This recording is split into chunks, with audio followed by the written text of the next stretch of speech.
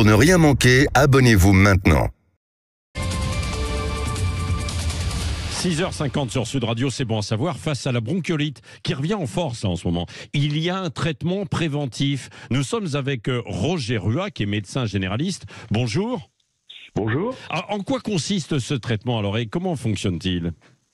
Alors c'est un traitement donc dit préventif.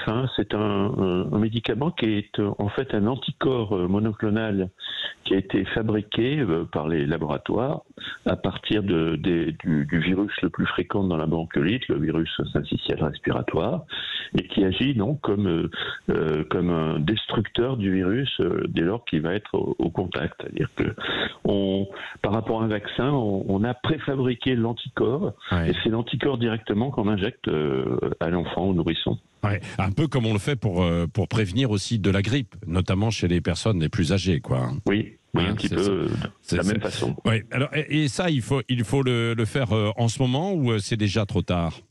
Non, c'est l'époque, c'est tout à fait l'époque, puisque l'épidémie de bronchiolite n'a pas encore débuté, mais ça ne saurait tarder, hélas, puisque c'est un virus de l'automne, donc à partir du mois d'octobre, il va falloir donc y faire face. Ouais. Ça arrive, parce que j'ai vu que ça revenait en force depuis 2-3 jours déjà. Oui. Dès lors que la température baisse, le virus se sent plus à l'aise et se développe et se transmet en fait. Bon, et si c'est trop tard quand même pour ce traitement, pour les parents qui sont face à une bronchiolite de leur nourrisson, quelle attitude doivent-ils adopter ? Parce que souvent, il y a un peu de panique face à la bronchiolite. Oui, parce que ça touche près de 400 000 nourrissons par an et ça représente plus de 25 000 hospitalisations. Donc c'est une maladie qui peut avoir des conséquences. L'attitude, c'est l'attitude qu'on avait beaucoup développée lors de la pandémie, c'est-à-dire d'abord les gestes barrières. Il faut que les parents se protègent et protègent leurs enfants dès lors qu'eux-mêmes sont un petit peu enrhumés ou un petit peu patraques ou qu'ils ont rencontré des personnes malades, il faut se laver les mains, porter un masque quand on va s'occuper de son nourrisson. Et puis après, le traitement préventif peut encore agir.